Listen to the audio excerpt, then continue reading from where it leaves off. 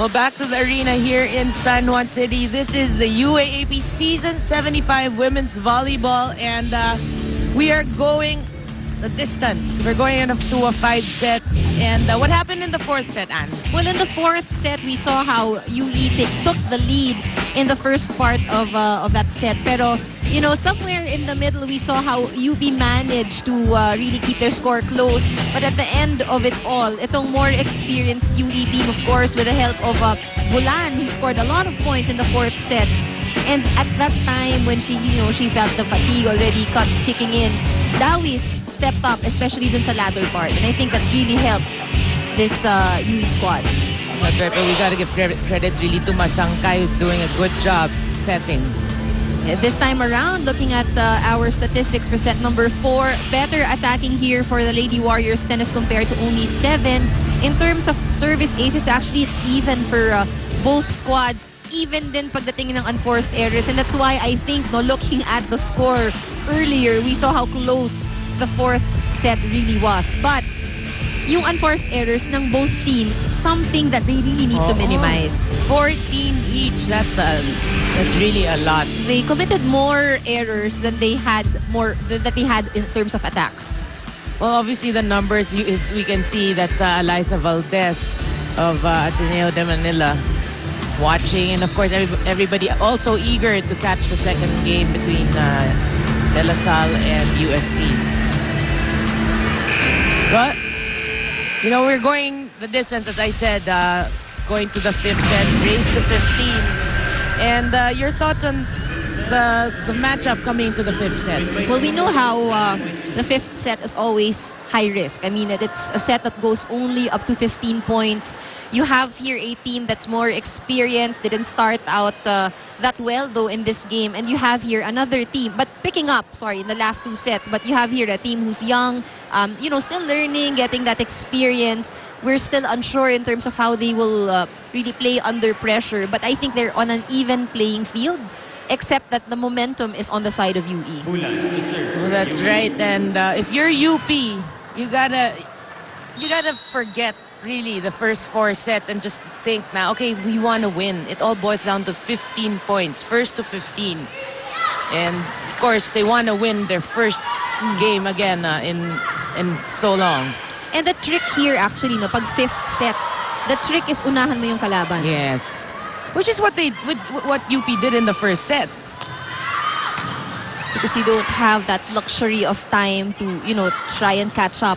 Wala ka nang ganun eh. That's right, and well, that's a good sign for UP. They score the first point off a reception error by UE, and Del Mundo will serve it up for UP.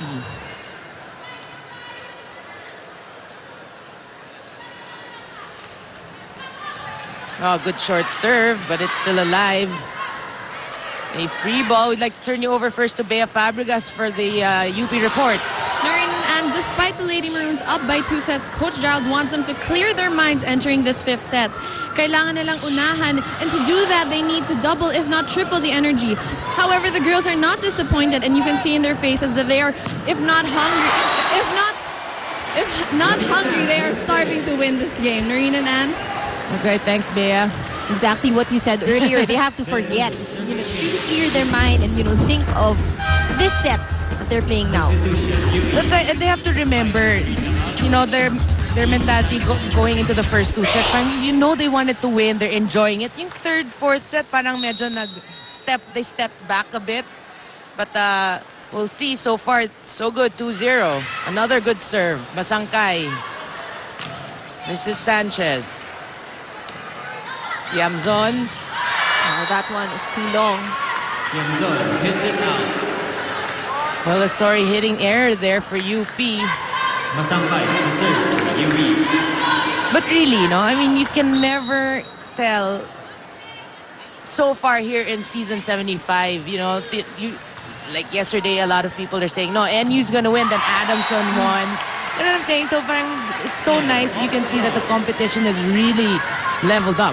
That's right, and even this, the first 2 games that we had for women's volleyball, both 5 sets, and this time around, 5 sets na naman. I know, and let's listen into Kat Salaw's report. The UE Lady Warriors want this win. Communication was the biggest enemy of the Lady Warriors, and Coach Boyd urged the girls to make it their friends. Tama na ang siksikan at tinginan to avoid those dead balls. They gave away points last set only because no one was saying mine and being responsible of their zones. Someone, though, who Coach said was doing too much was Bulan, telling her that he knows she's playing her position well and doesn't need extra work such as manning and receiving in other zones. Bulan should just trust her teammates the same way Nebrida should just trust herself with attacks. Coach Boy told Nebrida, kakampi mo ang blockers, huwag kang matakot, lusutan mo lang sila. Noreen and Ann? That's right, thanks.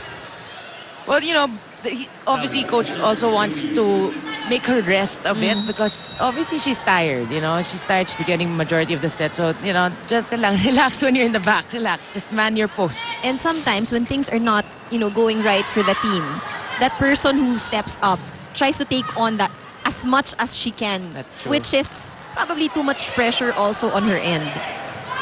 Well, that's true. But UP still ahead 4-2. There should be a free ball for UP.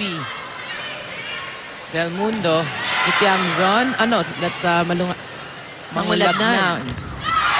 Oh.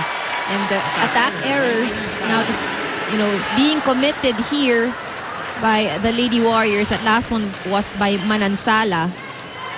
Well, again, I've been saying has been struggling in that position. UP.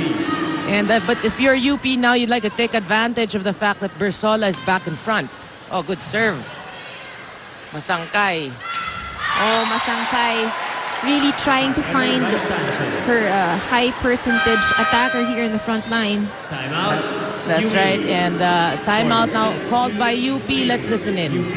Bakit ka umalis sa peso mo? Ba't humingi ka ng sa likod? Eh, nalayo na ni Ate Grace mo. Ibig sabihin, hindi, makinig muna. Pumunta na siya doon eh. Pumunta na siya doon, tapos hihingi ka sa likod niya. Di kumuha ka dito, sumunod yung dalawang lakad doon eh. Lagayin natin yan. Hindi tawag ka masyado na mahaba yan. Apat lang yan. Kaya mo yan. Kamarap ko. Patay tayo.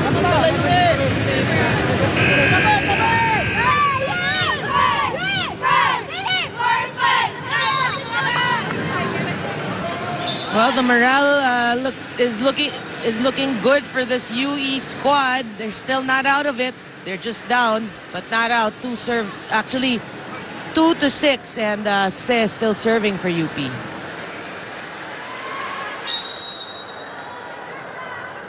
Princess May Se. Good serve. Forces poor reception on UE. Oh, and these things are just these attack errors rather really plaguing UE at this point and at a very crucial part of the game. That's right, and 7 serving 2. You don't want to give free points to your opponents. Oh. That point scored by Se off the libero.